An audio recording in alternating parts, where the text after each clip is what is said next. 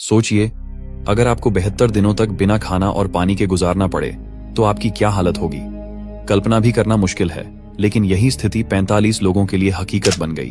क्या हुआ, कितने लोग इस भयानक स्थिति में जीवित रहे और आखिरकार उन्होंने अपनी जान कैसे बचाई, जानने के लिए बने रहिए हमारे साथ। आज हम पूरी कहानी की तह तक जाएंगे। जब प्रकृति अपना भयानक रूप दिखाती है तो हर कोई सहम जाता है। फ्लाइट 571 की कहानी इसी तरह की है। यह विमान बर्फीली पहाड़ियों पर दुर्घटनाग्रस्त हो गया था, हजारों फीट की ऊंचाई पर। दुर्घटना के बाद बचे यात्रियों के पास सिर्फ एक ही विकल्प था, अपने साथी यात्री और प्रियजनों का मांस खाना।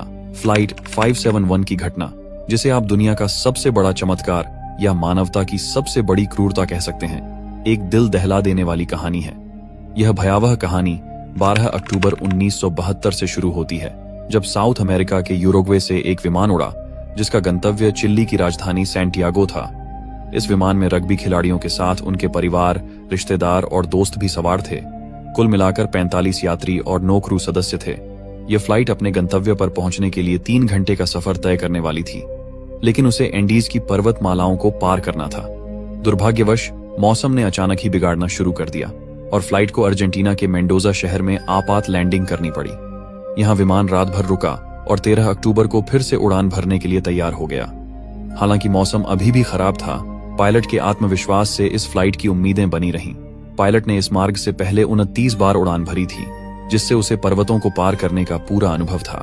13 अक्टूबर को दोपहर 2:01 पर फ्लाइट ने फिर से उड़ान भरी और सैंटियागो पहुंचने में केवल 1 घंटे का रास्ता बचा था। विमान लगभग 18,000 फीट की ऊंचाई पर उड़ रहा था, लेकिन मौसम के और खराब होने के कारण दृश्यता घट गई। पायलट अब केवल विमान के इंस्ट्रूमेंट्स पर निर्भर था। 1 घंटे बाद पायलट ने अनुमान लगाया कि उसने एंडीज की पहाड़ियों को पार कर लिया है और उसने सैंटियागो एयरपोर्ट से लैंडिंग की अनुमति मांगी। एटीसी ने पायलट से पूछा कि क्या उसने एंडीज की पर्वतमालाओं को पार कर लिया है। पायलट ने जब पुष्टि की कि उन्होंने एंडीज की पहाड़ियों को पार कर लिया है, तो एटीसी ने लैंडिंग की अनुमति दे दी और निर्देशित किया कि विमान को 11,500 फीट की ऊंचाई पर लाया जाए। जैसे ही पायलट ने विमान की ऊंचाई घटानी शुरू की, उसे एहसास हुआ कि पहाड़ियां अभी भी उसके रास्ते में हैं और सामने एक विशाल चट्टान है।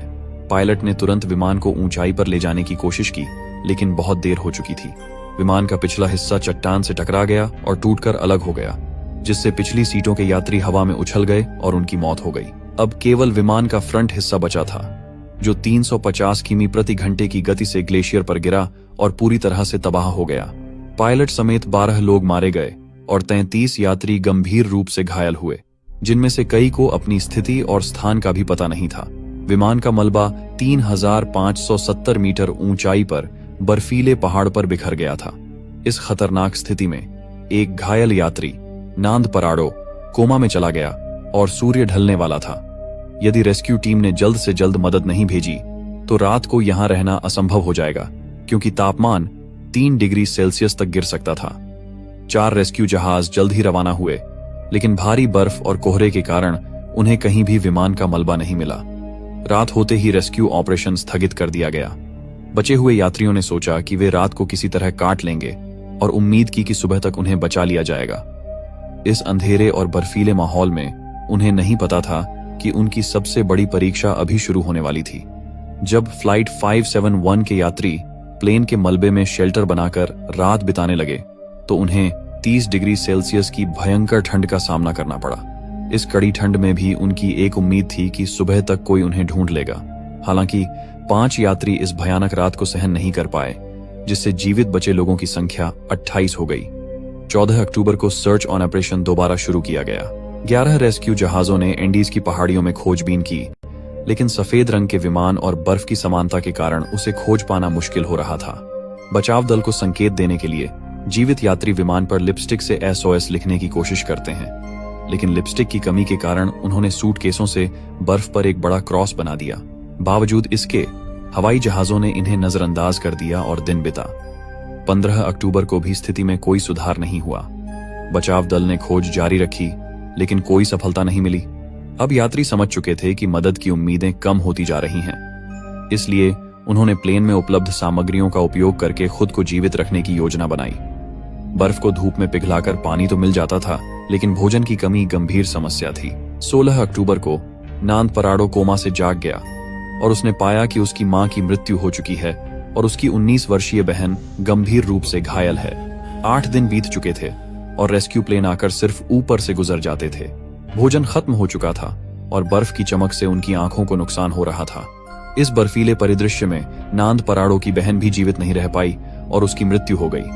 8 दिनों के बाद सर्च ऑपरेशन को मौसम की खराबी के कारण 2 महीनों के लिए स्थगित कर दिया गया। अधिकारियों को लगा कि अब तक सभी यात्री मारे जा चुके होंगे और मृत शरीरों को बाद में खोजा जाएगा। इस बीच सर्वाइवर्स को विमान के मलबे में एक रेडियो मिला।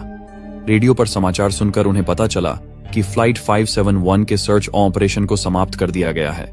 इस खबर ने उनके होश उड़ा दिए और अब उनके पास जीवित रहने के लिए और भी कठिन चुनौतियां थीं। उनकी खोजे जाने की उम्मीद भी अब रेडियो पर सुनकर टूट चुकी थी। अब यह तय था कि यहां रहना मतलब मौत को आमंत्रित करना है। अब उनके पास 2 विकल्प थे, या तो हालात को अपनी मौत की ओर ले जाने दिया जाए या इनका डटकर सामना किया जाए। इन चुनौतियों से निपटने के लिए उन्होंने प्लेन की सीटों की रुई को अपने कपड़ों में भरकर ठंड से बचने का प्रयास किया। सीट कवर को पैरों में लपेटकर जूते बनाए ताकि बर्फ में चलना आसान हो। लेकिन खाने की समस्या एक गंभीर संकट थी। अब उनके पास एकमात्र विकल्प था, एक ऐसा कदम उठाना जो शायद मानवता के इतिहास में कभी नहीं किया गया और जिसे सोचकर ही रूह कांप जाए। उन्होंने अपने परिवार के सदस्य, रिश्तेदारों और दोस्तों की मृत बॉडीज को खाने का निर्णय लिया। यह फैसला उनके लिए अत्यंत कठिन था, लेकिन जीवित रहने की इच्छा ने उन्हें ऐसा करने को मजबूर कर दिया। 16 दिन बीतने के बाद 29 अक्टूबर को एक और आपदा आई। रात के समय अचानक एक एवलांच ने उन्हें अपनी चपेट में ले लिया। भारी बर्फ के कारण उनका प्लेन पूरी तरह से दब गया और अंदर भी बर्फ घुस गई। इससे ऑक्सीजन की कमी हो गई और 8 और लोगों की मौत हो गई। अब केवल 19 लोग जीवित थे, लेकिन वे भी बर्फ के नीचे दबे हुए थे। बाहर निकलने में उन्हें 3 दिन लग गए। जैसे ही उन्होंने बर्फ के नीचे से बाहर निकाला, उन्हें एहसास हुआ कि यहां रहना मतलब एक एक करके मरना है। उन्होंने तय किया कि पहाड़ी से बाहर निकलकर मदद ढूंढना अधिक अच्छा रहेगा। ज्यादातर लोग जख्मी थे, लेकिन 3 लोग अपेक्षाकृत कम घायल थे। इन तीनों ने मदद की खोज के लिए निकलने का निर्णय लिया। वे मांस के टुकड़े और सबसे मोटे कपड़े लेकर चलने लगे ताकि ठंड से बचा जा सके। 15 नवंबर को 33 दिनों के बाद ये 3 लोग अपनी मदद की खोज में निकल पड़े। शाम होने लगी और उन्होंने अपने अभियान की शुरुआत की, यह सोचते हुए कि अब कोई भी मुश्किल उनकी हिम्मत को नहीं तोड़ सकेगी। जब इनकी नजर प्लेन के टूटे हुए पिछले हिस्से पर पड़ी तो उन्हें उसमें खाने की चीजें मिली। रात को वे वहीं रुक गए और प्लेन के पिछले हिस्से में मिले बैटरी को ले जाकर प्लेन के मेन बॉडी के पास लगाकर कम्युनिकेशन डिवाइस को चालू करने की कोशिश की। बैटरी का वजन 25 किलोग्राम था, जिसे ले जाना मुश्किल था, इसलिए उन्होंने सोचा कि कम्युनिकेशन डिवाइस को निकालकर बैटरी के पास लाना चाहिए। लेकिन कई प्रयासों के बावजूद डिवाइस चालू नहीं हुआ। 11 दिसंबर को क्रैश के 59वें दिन एक और एवलांच आया, जिसमें 3 और लोगों की मौत हो गई। इससे जिंदा लोगों की संख्या 16 रह गई। इसके बाद कनेस, पराडो और विजेंट ने बिना किसी गियर के ग्लेशियर पर चढ़ाई करने का निर्णय लिया। वे पश्चिम की ओर बढ़े, लेकिन उन्हें नहीं पता था कि वहां इंसानी बस्ती मिलेगी या नहीं।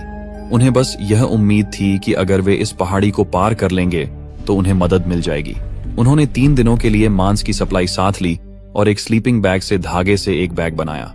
खुले में 30 डिग्री सेल्सियस की ठंड में रात बिताना कठिन था, लेकिन वे दिन भर चढ़ते रहे और रात को एक ही स्लीपिंग बैग में सोते रहे। चौथे दिन की सुबह वे पहाड़ की चोटी पर पहुंचे, लेकिन चोटी पर पहुंचने के बाद उन्होंने देखा कि उनका मार्ग गलत था। रास्ता समाप्त नहीं हो रहा था और खाने की सप्लाई भी कम हो रही थी। इसलिए उन्होंने निर्णय लिया कि एक व्यक्ति क्रैश साइट पर वापस जाएगा और 2 लोग आगे बढ़ेंगे। विजेंट वापस लौट गया और पराडो और कनेस ने पहाड़ की छोटी से सही रास्ते का पता लगाया और कई दिनों तक यात्रा जारी रखी। कुछ दिनों बाद उन्हें नदी की एक छोटी धारा मिली, जो उनकी यात्रा के लिए एक सकारात्मक संकेत था। इस धारा के मिल जाने से उन्हें थोड़ी राहत मिली और आगे की योजना बनाने में मदद मिली। उन दोनों ने नदी के साथ साथ चलते हुए 20 दिसंबर को नदी के दूसरे किनारे पर 3 लोगों को देखा। पिछले 9 दिनों में वे 61 किमी की हाइकिंग कर चुके थे और बहुत थके हुए थे। उन्होंने उन लोगों से मदद मांगी, लेकिन वे सिर्फ टुमारो कहकर चले गए। अगले दिन वही विलेजर एक पत्थर में कागज और पेन लपेटकर नदी के किनारे पर फेंक गया। नांदुरा ने कागज पर पूरी घटना लिख दी। जब विलेजर ने पेपर पढ़ा तो उसने तुरंत समझा कि ये वही लोग हैं जिनके बारे में उसने सुना था। उसने तुरंत शहर जाकर आर्मी कमांड से संपर्क किया। जल्द ही एयरफोर्स ने रेस्क्यू ऑपरेशन शुरू किया। 22 दिसंबर 1972 को क्रैश के 70 दिनों बाद बचे हुए सर्वाइवर्स को रेस्क्यू किया गया। इनकी हालत बेहद खराब थी। कुल मिलाकर 16 लोग ही इस हादसे से जिंदा बचे थे। यह कहानी सच में दिल दहला देने वाली थी, लेकिन इसने हमें यह सिखाया कि इंसान की इच्छा शक्ति कितनी अद्भुत हो सकती है। सोचिए, अगर आप इस घटना का हिस्सा होते, क्या आप भी उन कठिन परिस्थितियों का सामना कर पाते? इन 45 लोगों में से 16 ने अपने जीवन को न केवल बचाया, बल्कि उसे एक नई दिशा भी दी। उनकी जिद और साहस ने उन्हें जीवन के नए पहलू देखने का मौका दिया। यह कहानी हमें प्रेरित करती है कि कठिन से कठिन परिस्थितियों में भी उम्मीद की एक किरण हमेशा होती है। तो दोस्तों, आज के लिए बस इतना ही। ऐसी ही प्रेरणादायक और दिलचस्प कहानियों के लिए हमारे चैनल को सब्सक्राइब करना न भूलें और वीडियो को लाइक जरूर करें। मिलते हैं अगले वीडियो में।